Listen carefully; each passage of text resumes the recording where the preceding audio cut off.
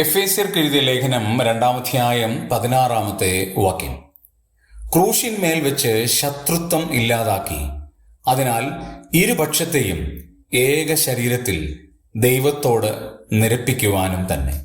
ഈ വാക്യത്തിലെ ഒരു പദം എല്ലാ കാലത്തും പ്രസക്തമുള്ള ഒരു കാര്യമാണ്. ശത്രുത്വം ഇല്ലാതാക്കി. ആരൊക്കെ തമ്മിലുള്ള ശത്രുത്വമാണ് ഇല്ലാതാക്കിയത്?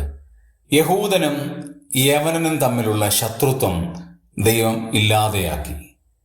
ന്യായപ്രമാണവും ദൈവകൃപയും തമ്മിലുള്ള ശത്രുത്വം ഇല്ലാതെയാക്കി. ജാതീയ വ്യവസ്ഥ എന്ന സിസ്റ്റത്തെ ദൈവം ഇല്ലാതെയാക്കി. ആ ശത്രുത്വത്തെ ദൈവം ഇല്ലാതെയാക്കി. പിന്നീട് എന്താണ് ചെയ്തത്? അവിടെ രേഖപ്പെടുത്തിയിരിക്കുന്നത്, ഇരുപക്ഷത്തെയും ഏക ശരീരത്തിൽ ഒന്നാക്കി തീർത്തു. ആരാണ് ഈ ഇരുപക്ഷം? യഹൂദനും യവനനുമാണ്, ജാതിയാണ്.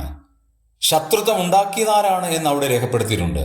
യേശു തന്റെ മരണം കൊണ്ട് ക്രൂശിന്മേൽ വെച്ച് ശത്രുത്വം ഇല്ലാതാക്കി. ദൈവത്തോട് എന്നെയും നിങ്ങളെയും നിരപ്പിക്കുവാൻ ഇടയായി. എത്ര അമൂല്യമായ ഒരു ഭാഗ്യമാണ് കാൽവരി ക്രൂശിന്റെ മരണം കൊണ്ട് യേശുക്രിസ്തു സാധിപ്പിച്ചത്. ദൈവത്തെ ആരാധിക്കുവാൻ നമ്മെ പ്രേരിപ്പിക്കുന്ന ഏറ്റവും വലിയ കാര്യവും അതുതന്നെയാണ്.